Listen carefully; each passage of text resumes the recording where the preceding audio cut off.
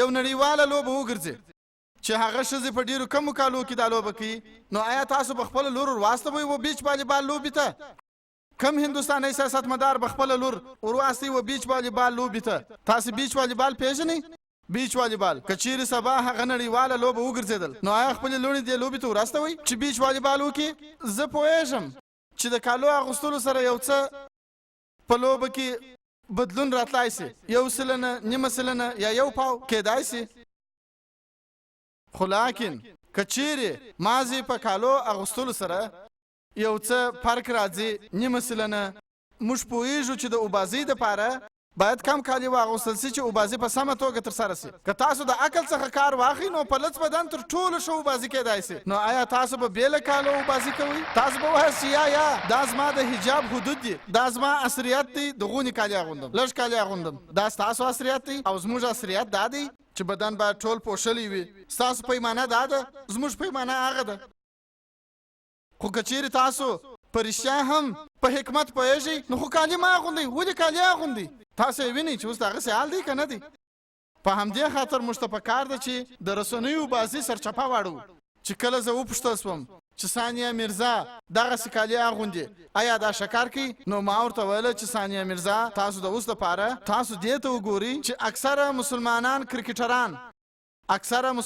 کرکټران که هغه د هندوستان دپاره لوبه کوي، که د پاکستان دپاره لوبه کوي، د لمانځه پر وخت لمونځ هم نه ادا کوي، د جمعې لمونځ هم نه کوي.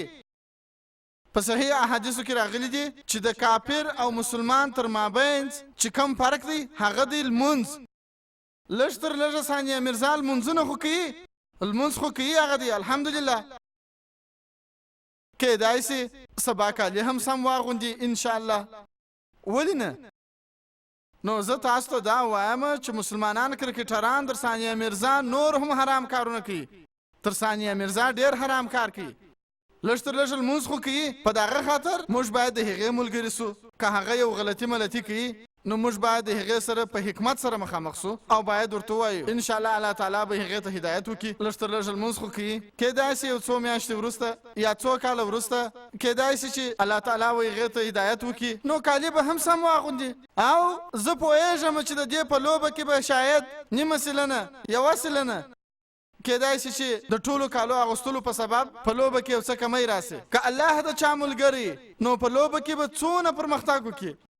الله تعالی فرمایي په سورت ال عمران کې سورت نمبر 3 آیات نمبر 160 کې چې که الله در سره ملګری نه نو هیڅوک مو مرسته نشي کوای. که د الله ملګری در سره نه و نو هیڅوک مو د کومک نشته، او که چیرې مو الله ملګری وکړي نو هیڅوک یې نشي در څخه ګټای. نو په همدې سبب سره مؤمنانو ته پر الله باندې د توکل کولو ووایاست. نو کېدای سي ثانیه میرزا انشاءالله د یو څه وخت وروسته کېدای سي اونۍ سي، کېدای سي میاشتې سي، یا کېدای سي کال سي، موږ به الله پاک ته لاسونه پورته کړو چې الله دې هغې ته هدایت وکړي چې هغه کالي هم سم واغوندي او انشاءالله چې هغه بریالی هم سي. هیله لرم سم جواب مې درکوي.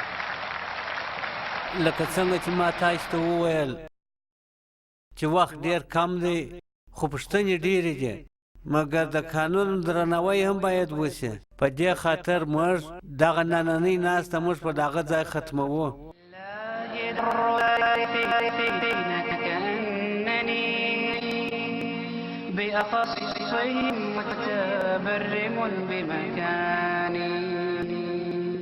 قلقا يجهزني إلى دار البلاد متحريا